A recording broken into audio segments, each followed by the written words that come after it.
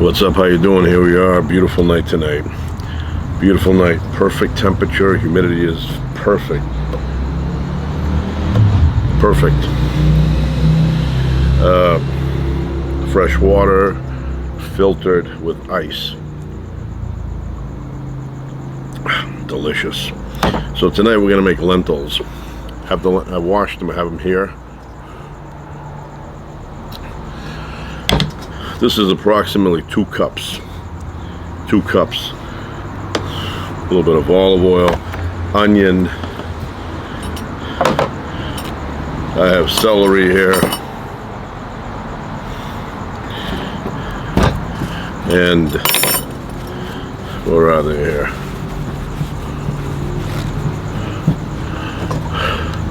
Onions.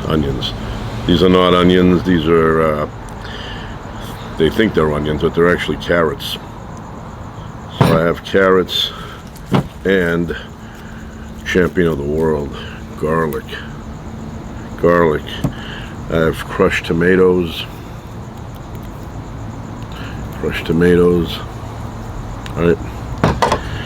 And I have product of Italy. I have here tomato paste, like a rocket. And we have vegetable broth, very tasty. And I'm going to add vegetable stock. Right? So, first what I'm going to do is I'm going to peel these onions. I think I thought I forgot the knife. We cut the ends off, unnecessary. Bugs Bunny loves this stuff. Remember Bugs Bunny? What an elaborate tunnel system. That guy, I thought it was a female at first, but I think it's a male. Had a very elaborate tunnel system.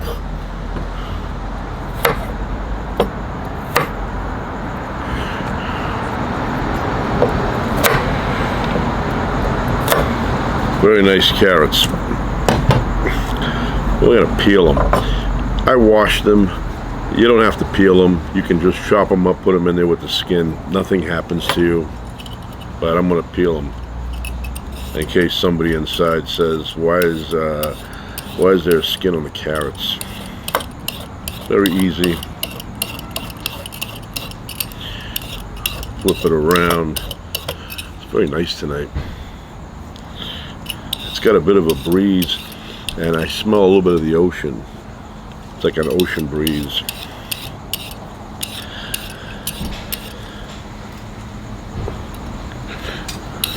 The neighbor.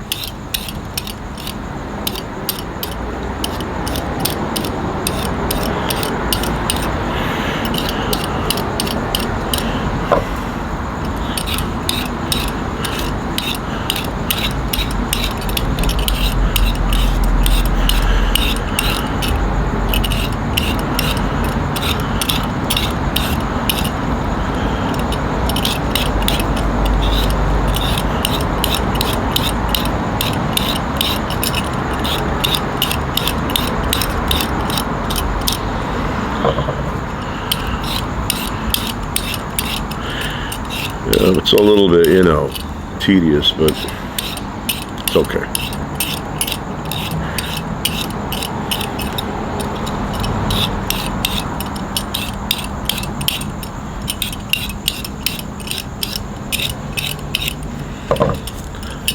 Been watching the show alone.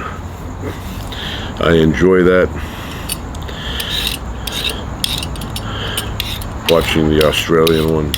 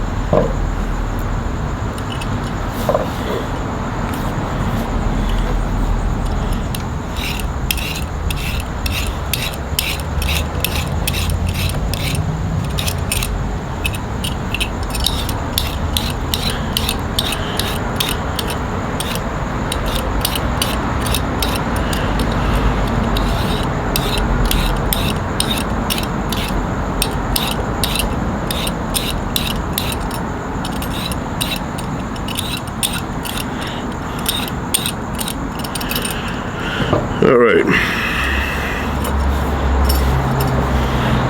Put it here.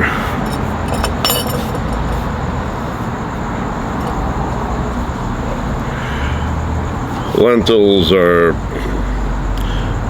a good fall time soup, especially if you're up in the mountains with a nice tent. You make your lentils, kick back.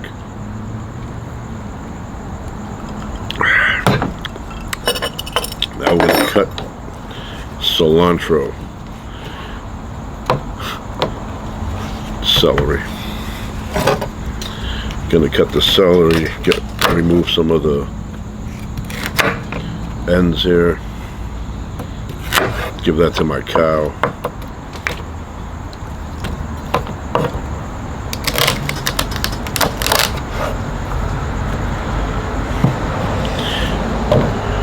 Onion. Look at that onion. It's a good looking onion.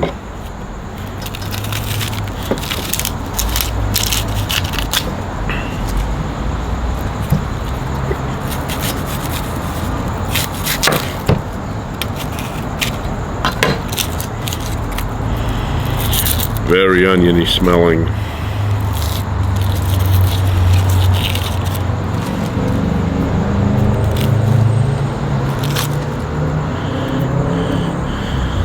I'm a big fan of onions. I believe onions, like a tuba, they're kind of similar. A tuba will improve any band. If the Beatles had a tuba player, they would have been much better.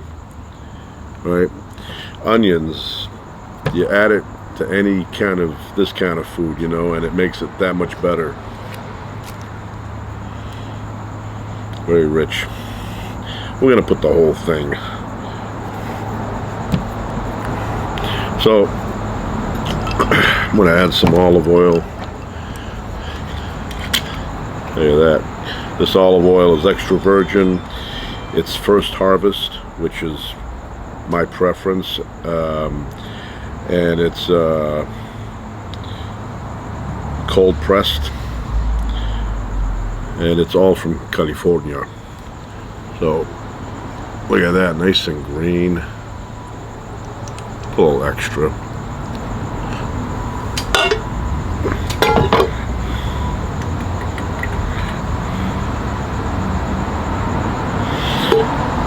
This smells so good, so good. I think it's one of the best Californian olive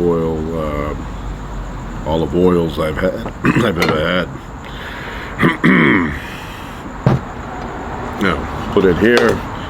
Turn on my heat.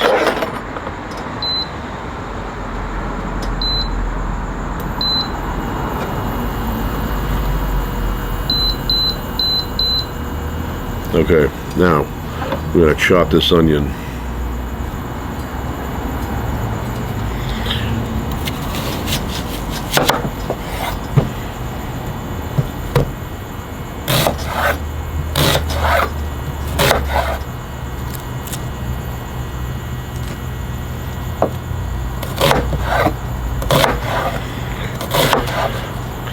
I'm telling you, any way you add onion makes it that much better.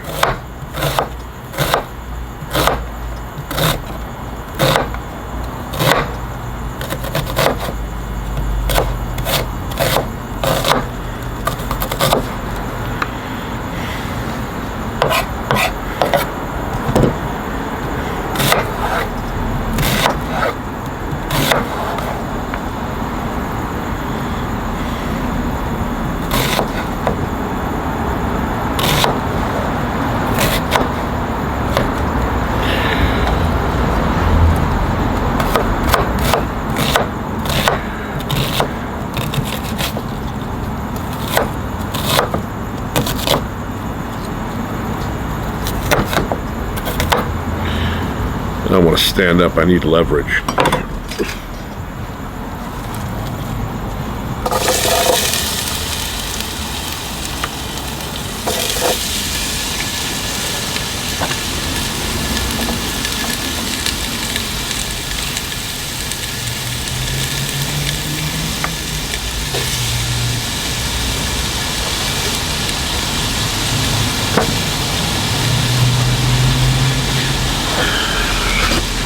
stick.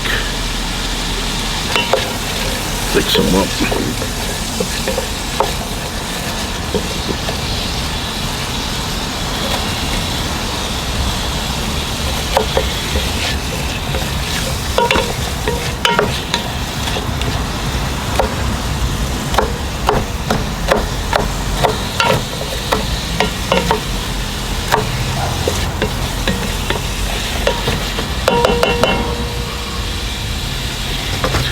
That smells so good. So good. Now we continue with the celery.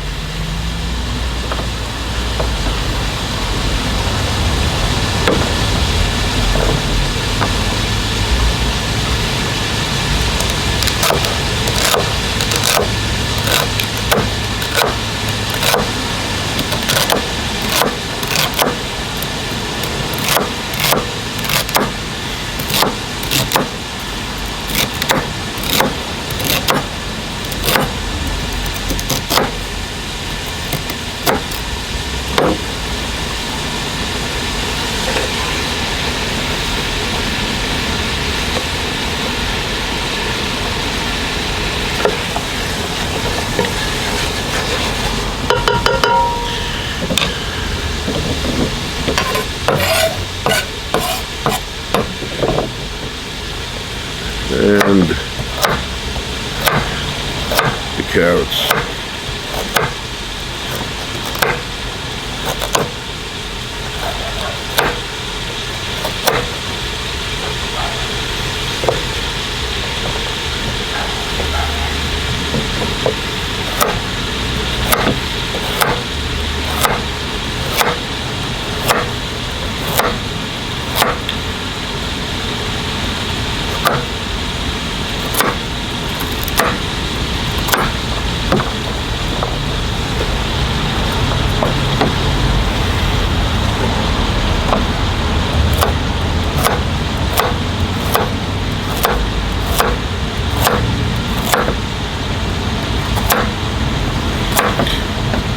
All right.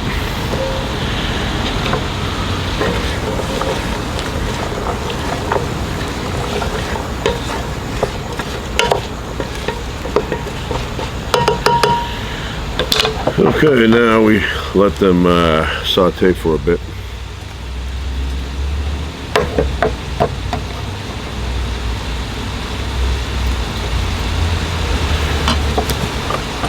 And in a minute or so, I'm going to add the garlic.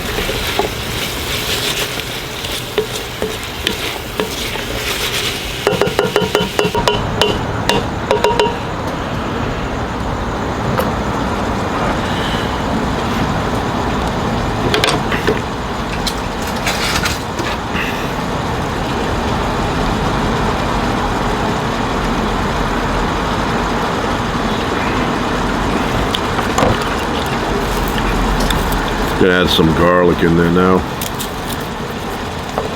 Add a bunch.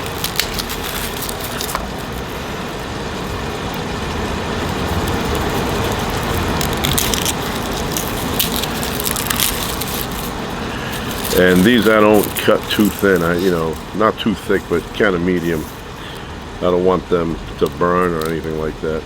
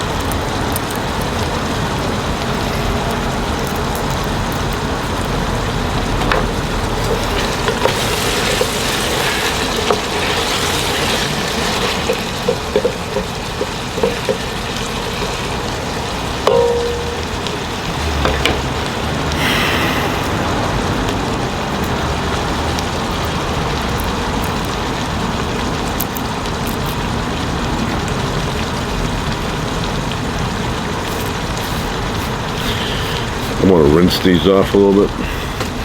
I'll be right back.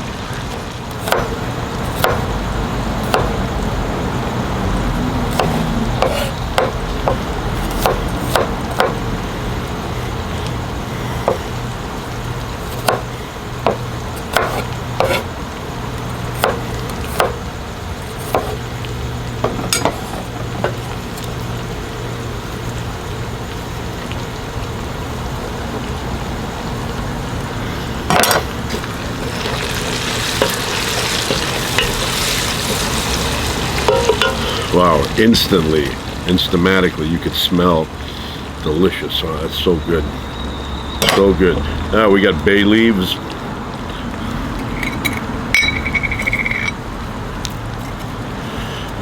Put a couple of bay leaves. A couple of bay leaves in here.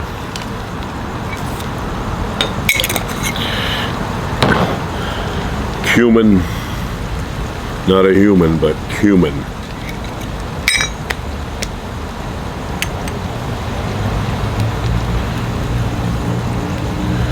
All right, nice. I'm a fan of cumin. Now the garlic and the cumin together, awesome. A little mix. Oh, that smells delicious.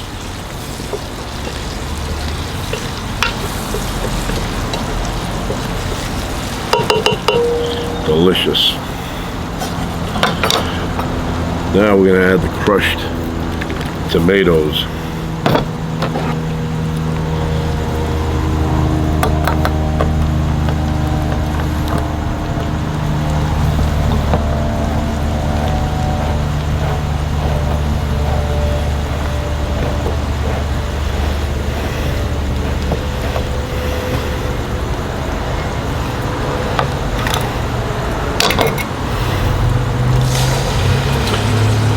In it goes.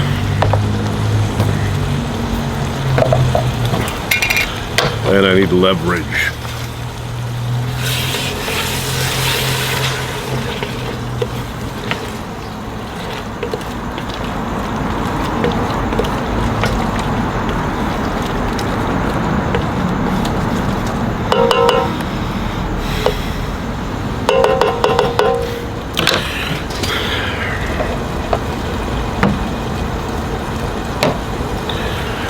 A little water.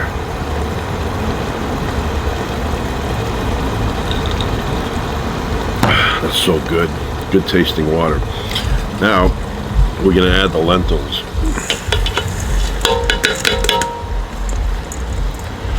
I washed them thoroughly. Believe me.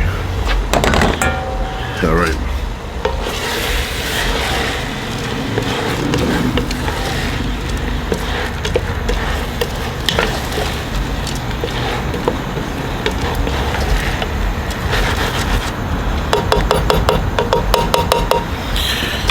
All right, now we're going to add the flavor. Vegetable broth, once again.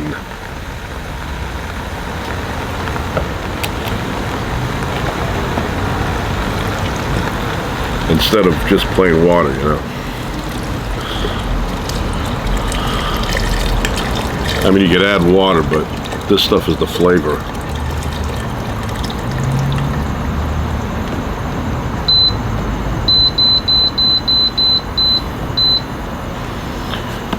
Okay.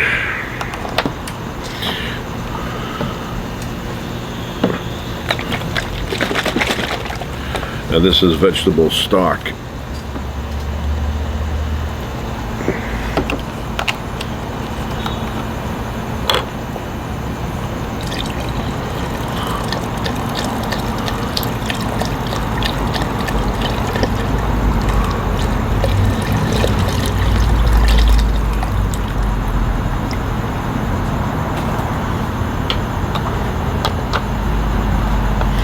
That's the other one, yeah. I guess not. They don't match that well once you open them. Give it a little stir.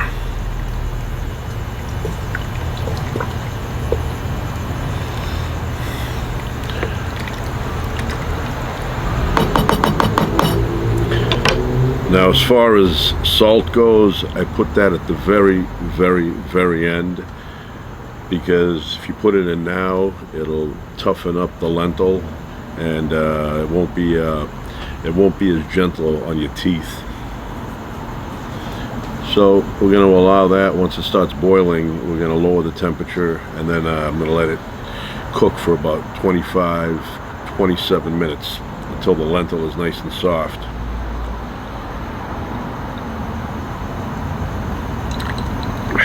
I will add a little bit of tomato paste, a little bit, like a teaspoon, maybe a little bit more, and just for a little bit of flavor. It's about flavor. No matter what you eat, it's about flavor and texture. This smells so good right now. It's not even done yet.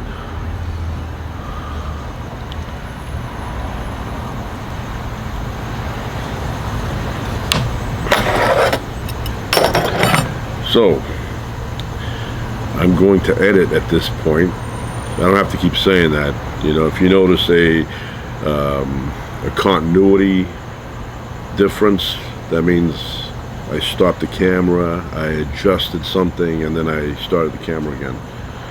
Remember in the old days, Bewitched, the show, they always had to stop camera, move things around, start the camera again.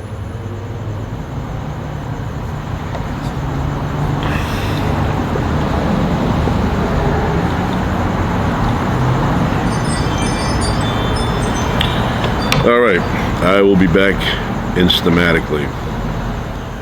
Alright, I am back. This is boiling. I put it on low. Look at that. That looks good. That smells so good. So I'm going to add a little bit of tomato paste. Product of Italy, like I've mentioned. Just a little bit.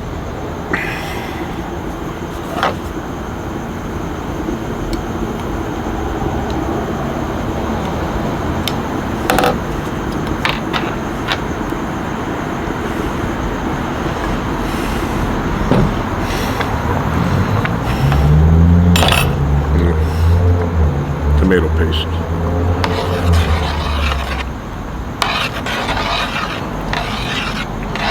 Wow, that smells awesome. So good. This is a good horsepower meal.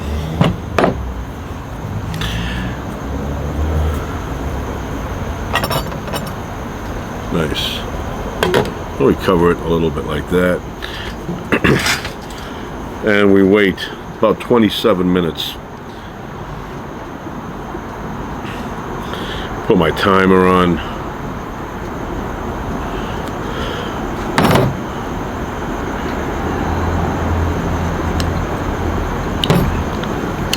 So,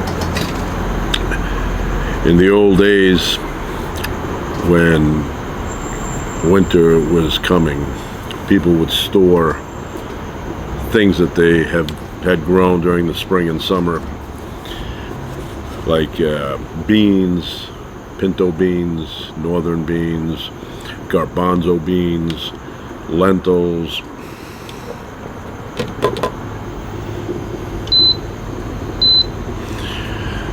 in order to live through the winter. Otherwise, you know, there's no food. You would end up dying if you didn't have it stored. So probably, you know, best bet would be 200 pounds of lentils, 200 pounds of garbanzo beans, and 200 pounds of northern beans for a family.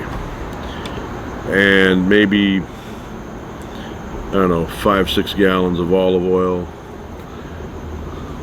a bunch of spices, and you could live the whole winter.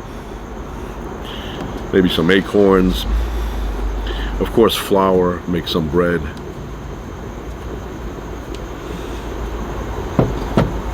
But this food, you know, is very satisfying. It's very satisfying. Satisfactory, I don't know, that doesn't really make sense, right? But it is satisfying. Sometimes you want to make some of this, put it in a nice Stanley thermos, go up the mountain, set up a tent.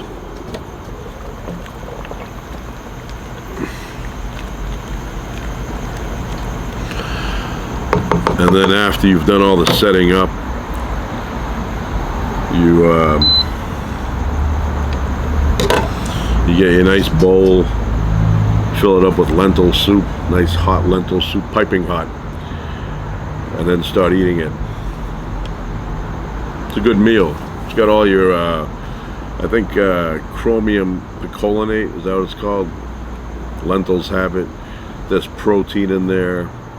I mean, there's other foods, you know, that are more satisfying, like a nice ribeye, a nice New York strip, prime cut, prime.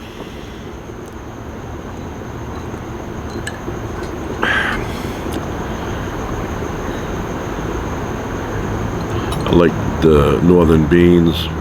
Make some nice bean soup one day.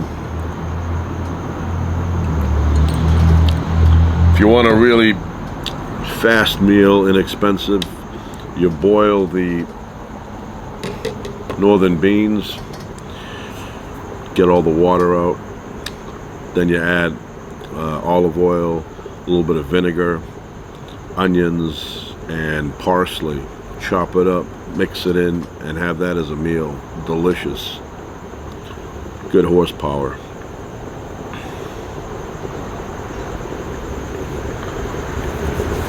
Nice night tonight.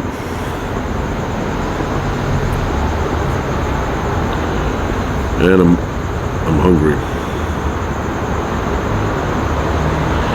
Today was not bad. I mean, it wasn't that hot. You know, it was hot, but not crazy hot. It doesn't really get crazy hot here in LA. It's, you know, it'll go 90s, but it doesn't feel like 90s. It feels more like 80s. Get a nice earthquake going. I don't mind the earthquakes that go up to a 4. And you start getting higher and higher and higher. You hit the 5s and 6s, then the fillings in your teeth will fall out. So, that's so good.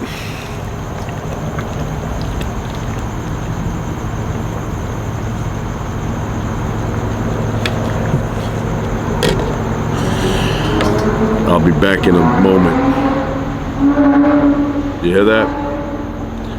That's the sound of a mama's boy. And the helicopter, LAPD, going by. I don't know where they're going, but they're going by right now. Anyway, I will be back in a moment. Once again, I'm going to emphasize how good this smells. It smells good. So I've been saying 25 minutes. I don't know why. I meant to say 45. So you have to let this simmer for about 45 minutes, 45, 50 minutes.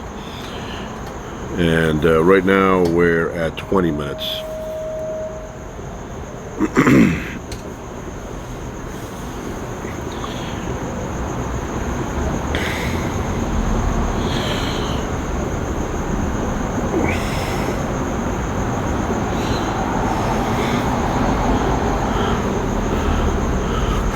Let's see what's going on in the world.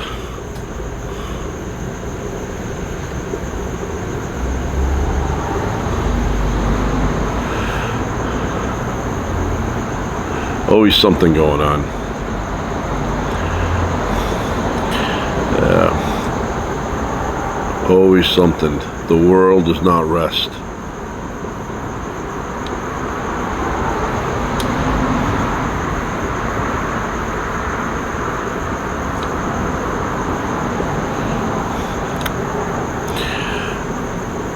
So I think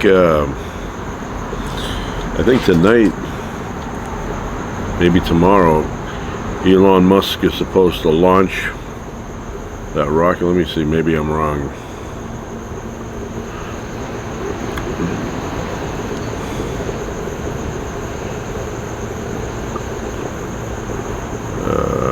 Rocket.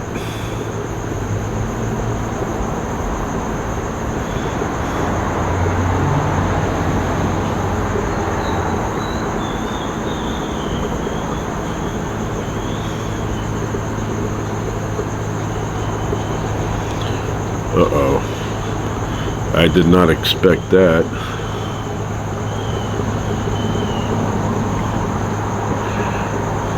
Botch landing.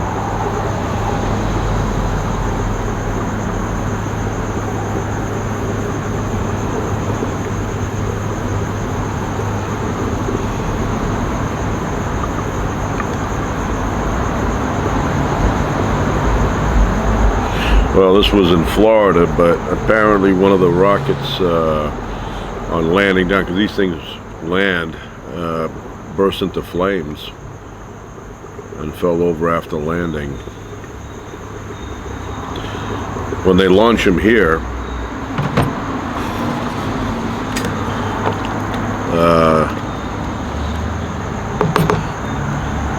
if I happen to be looking at the sky at that moment, I will see it. I mean, they launch far from here, but you see it go right over my house.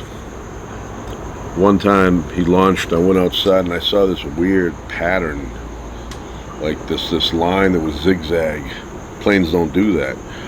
And I go, wow, what caused that? And I went on to the internet. In the old days, I'd have to go down the library and all that. So I went on the internet and I saw that it was a rocket that was launched. And then a few months after that, I happened to be outside. It was trash night. And I was taking out the garbage. And I see this fast-moving object in the sky. It was just like, boom, right across. And you could see it. It was kind of like splitting the air. And I go, wow, that's super fast. I go, that's got to be a rocket. Can't be Superman. And that's what it was. It was not Superman. Sometimes you look up in the sky and you say it's a bird, it's a plane, and then you realize it's Superman.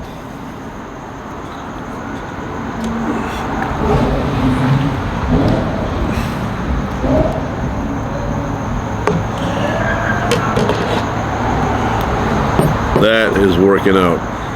Yeah, this kind of stuff, you know, is really easy to make. It's very flavorful, and it's cozy food. Best time to have it on a chilly night. Get a nice jacket on. You're outside. You're eating. You know. Remember years ago, I had there was this place that would make really great macaroni with meat sauce. It's unbelievable, and it wasn't like some fancy restaurant.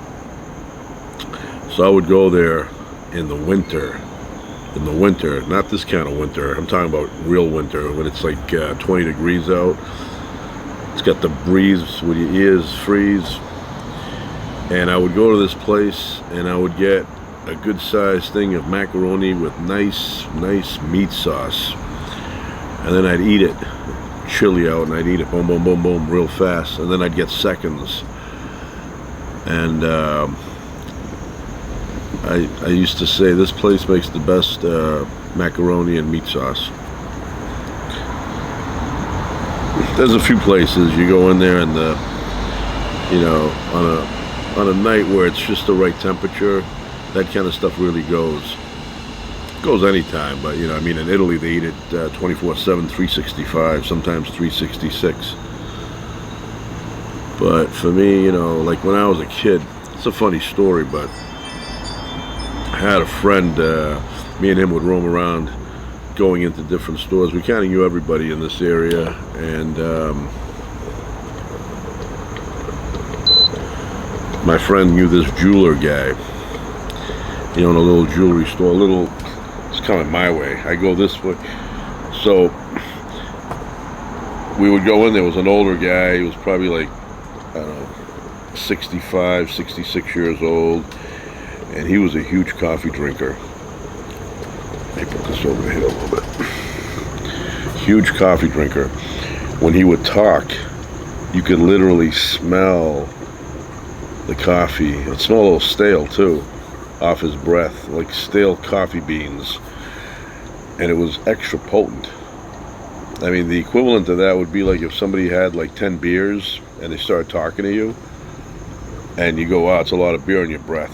Well, this guy, the coffee was just like coming out of his mouth like bricks. And we'd go in there and just talk to him for a few minutes. He'd be like, what are you guys up to today? And we said, I don't know, just walking around. He's like, and then he'd pull out a watch. Look at this watch.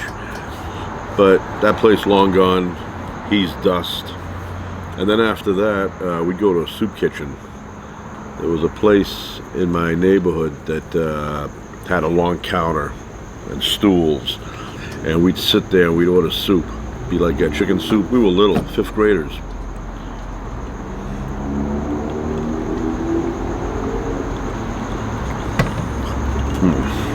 So we'd eat there. Everybody was like over 70 in that restaurant, and they all had the wool jackets on. And then me and my friend would be sitting there eating. It was good. I enjoy soup kitchens. I enjoy soup, chicken soup, minestrone, lentil, bean soup. You know, it's just the perfect food. It's got everything in there. It's like a factory of nutrition.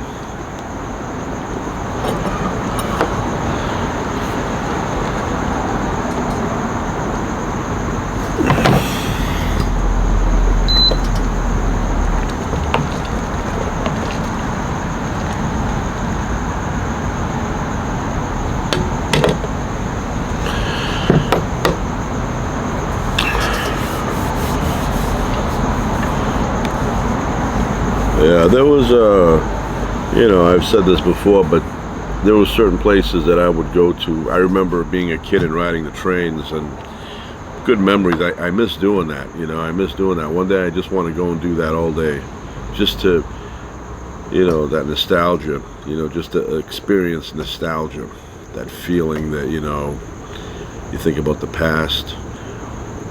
But yeah, I'd get on the train system. I'd plan it out. I was always planning that stuff. And I would say, I'm going to get up at this time, 7 o'clock, get ready, be out of the house by 8, go to the bus stop, get the bus, go down, train, and then I'd ride the trains all day. From one side to the other, back again, then I'd switch lines, and I'd go all over the place. I was like my parents thought I was somewhere in the neighborhood. I was not. I was many, many, many miles away. Sometimes 30, 40 miles away. Like if I would go to the extreme. When I went to the airport once, walked around the airport, pretended I was traveling. Like I was imagining like I was there to get a flight out and go over to Europe or some place like that. And then there was a train station that I loved the most. I'd stop there, and I had it planned. I always had a few dollars. I'd get a donut from Dunkin' Donuts.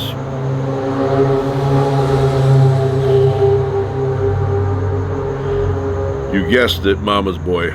Going home, give his mom a little kiss on the cheek, sleep in the basement. So I would stop at that stop, and then I'd say to the lady, hey, give me a honey dip. Or a honeydew. I think it was a honey dip. And she'd give me that, and then I'd eat it slowly. I'd eat it slowly, and then I'd get on the next train, or I'd go one level down and get the other line.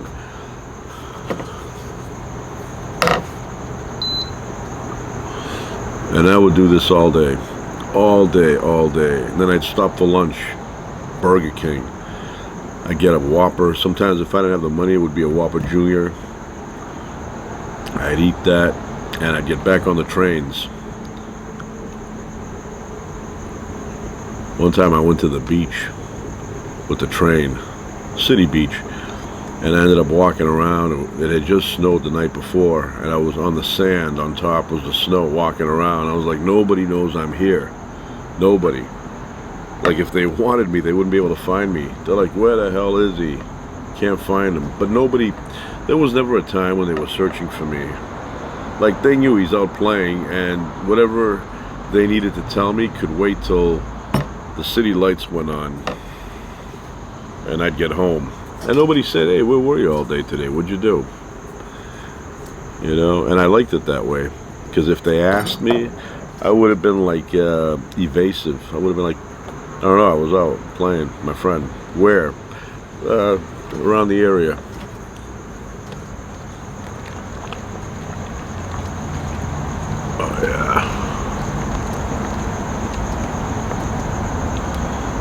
Nice. I knew this girl, and I have mentioned her before. I cannot locate her. I wish I could. I'd love to talk to her. Me and her were like that close. We were very close. I met her when I was in second kindergarten number 2, and from the age of 5 all the way until 7th grade, me and her were really good friends. Really good friends. We hung around together. There was this, without giving too many things away here, there was this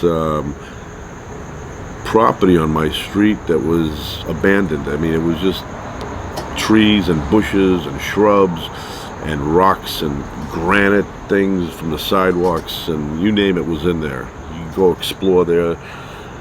It was covered with tree leaves, and so nobody could see you from the street. And I would go in there with her and hang out.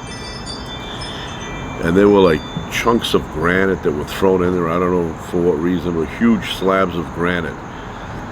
And then we'd go all the way to the back, and there was this round concrete container, and we'd fill it up with wood and paper and light it up and have like a campfire in there.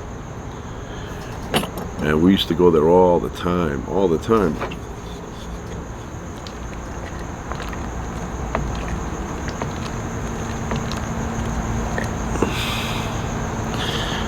So I've said this story before, but I met her in a weird way. My mother would send me to get something from the convenience store. She'd say, you want some homemade cookies? It'd be like a Saturday or something. I'd say, yeah. And then she's like, well, I'm out of butter and milk and eggs, so can you go get that and then I can make it? I'm like, well, if you told me that ahead of time, I would have been like, I'm all set. So anyway, it wasn't a big deal. I would walk to the little grocery store. It was about, I don't know, 3-4 blocks from my house. And some of the times that I did this, I would see her there doing the same thing, grabbing, parents would send their kids to get stuff. It was normal back then. Now it's like, you can't go here, you can't do that, you gotta be wrapped in bubble wrap. But anyway, so I knew her, and one day when I wasn't up at the store, she was at the store coming back, and I saw her, and I saw her, and I didn't have anything in my hand, and I did one of these things, like I had a rock, and she got scared, and she opened up her arms, and she was carrying milk, and it was in glass, and the milk fell and shattered, and she started crying, and I saw her. So this was, I was 5, and I ran the other way, and I go, uh-oh, that was a mistake. I didn't realize that she would get scared and open up her arms.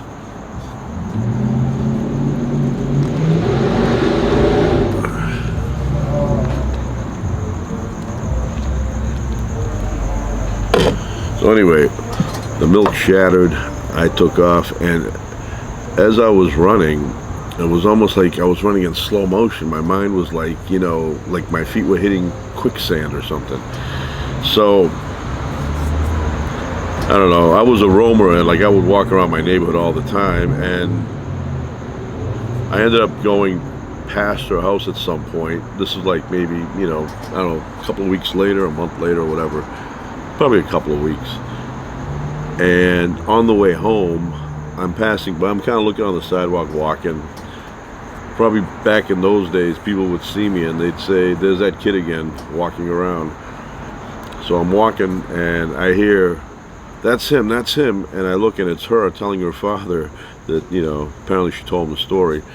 And then he steps out and he looked like George Hamilton, the guy from Love at First Bite, the movie. Love that song, love the nightlife, good tune. So he comes and lectures me. He tells me, don't you ever, da, da, da, da. He goes on and on and on. And then he sent me on my way. And I walked, like all like bummed out that this guy had told me off. So, and he actually looked like George Hamilton. And so, not exactly, but close enough. And so I went home and, I go, yeah, that's the end of that thing. So I don't know what it was, maybe like a week or two later, I'm outside playing and she approaches me. The girl, her name Eleni. And she approaches me and she goes, "You want to play?" I'm like, "I don't know, your father?" She's like, "No, he's not around. My mother and father are getting a divorce," she said, "and he's not going to be around that much." So she goes, "Come to my house."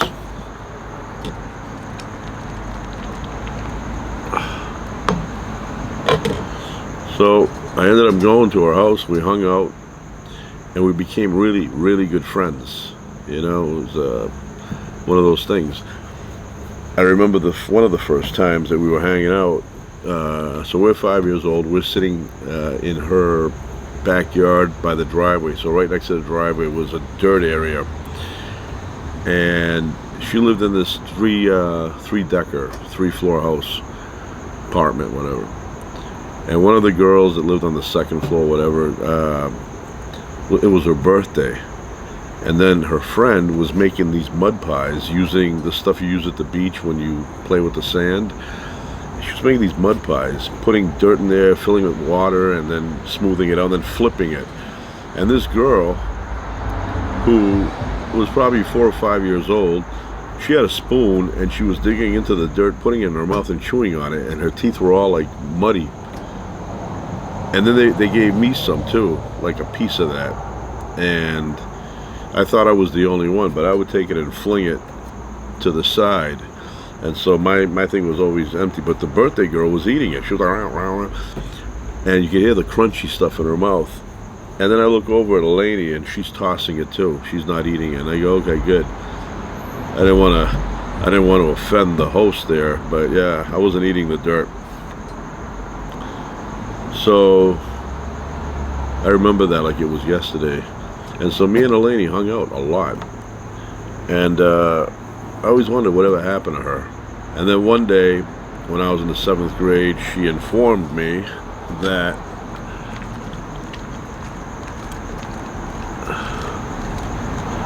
she was moving.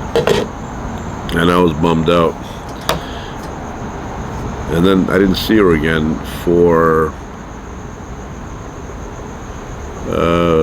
I don't know, maybe like 4 or 5 years had passed, and I'm in front of my house, sitting in the car, and my parents were getting ready to come down, but the car's in front there by the sidewalk, not in the driveway. And I look and I see 2 girls coming towards me. And as they got closer, I looked at the one it would be on my left, and I go, "That's Eleni, all grown up." You know, because I knew her as a 7th grader. And now I'm looking at her and she's like 11th, 12th grade or something. And I was like, wow, look at Eleni, she grew up. But I didn't talk to her. I don't know, I felt kind of like, I don't know, should have knocked on the window. And who knows if she even remembers me, or if she even remembers the encounter, the first one. I'm saying, I remember it. And her father may be alive, maybe not. It's possible that he's alive. Who knows?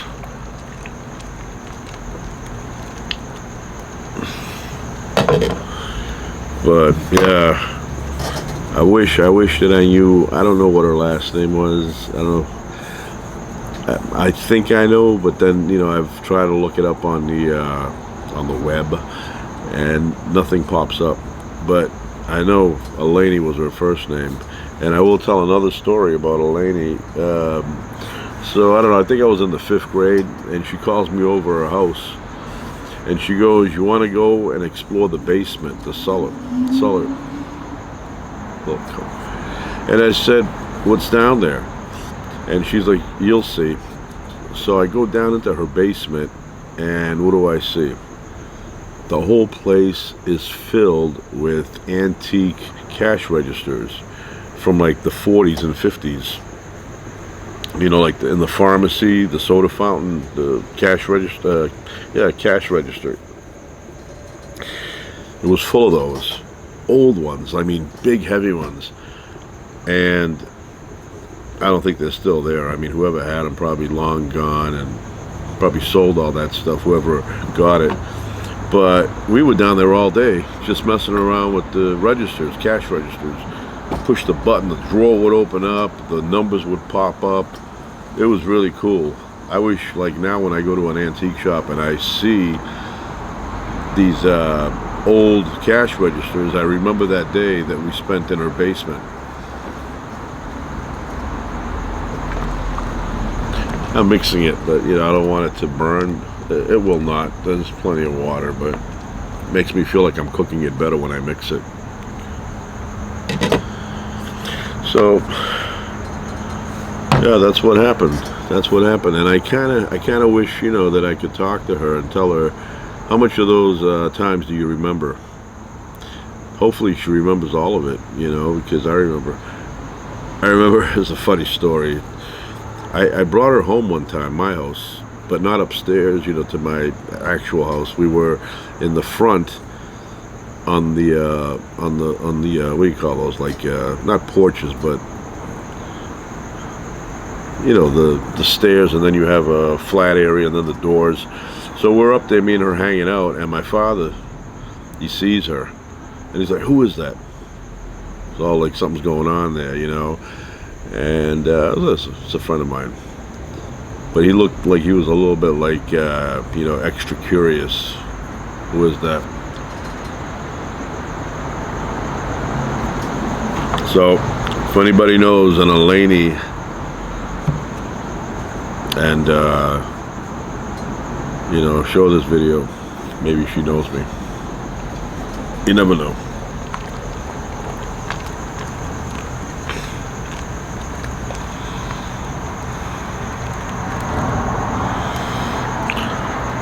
All right, we're almost done. So that's it for now.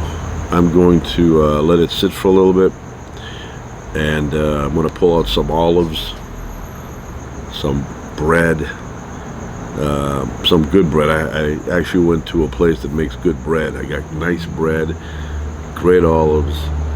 I got some good cheese. And we'll see what else. So that's it for now. Ciao.